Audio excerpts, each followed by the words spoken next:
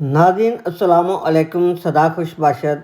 جی ہاں، جتنی تصویریں اتنی کہانیاں، مگر انتہائی مختصر۔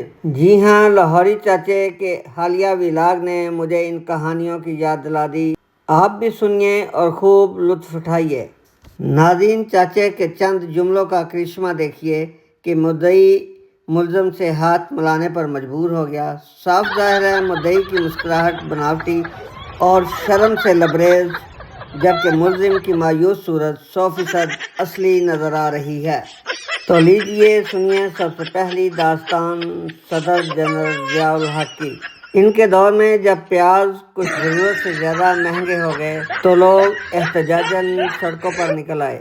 تو اس دور کے ایک پنجابی پروگرام دب کے بعد ترج کے کھا جوانا دیسیا میں قائم دین نے اپنے بھائی نظام دین سے پوچھا، پاجی پیاز کیوں مہنگے ہو گئے نے؟ تو نظام دین نے جواب دیتا، قائم دینہ تینوں نہیں پتا پیاز گڈن والے حکومت تے بہ گئے نے تے ہن پیاز مہنگے نہ ہون تو ہور کی ہوئے۔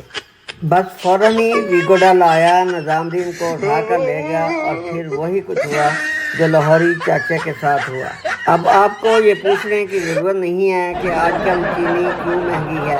اب ذرا جھانکتے ہیں صدر جنرل ایوب خان کے دور میں۔ ان کے دور میں چینی صرف 1 روپیہ مہنگی ہوئی تو لوگ ایوب کتا ہائے ہائے، ایوب کتا ہائے ہائے کے نعرے لگاتے ہوئے سڑکوں پر احتجاجاً نکل آئے۔ صدر ایوب سمجھدار تھے، ان سے یہ بے عزتی برداشت نہ ہوئی اور فوراً ہی مستعفی ہو گئے۔ بلاول کے نانا ذوالفقار علی بھٹو کو گجرات کے اسٹیڈیم میں لوگوں نے جوتیوں کا آئینہ دکھایا۔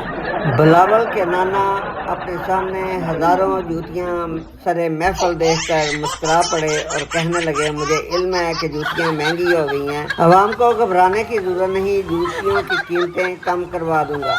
ناظرین، موجودہ دور کے حکمرانوں اور جرنیلوں کا تو ذکر ہی چھوڑیں، ان کا حال میراثی والے لطیفے کا ہے، جس میں وہ چودھری صاحب کا تعارف کراتے ہوئے کہتا ہے، یہ فلاں گاؤں کے چودھری ہیں، مگر ان کی دھوتی کا کوئی ذکر نہیں۔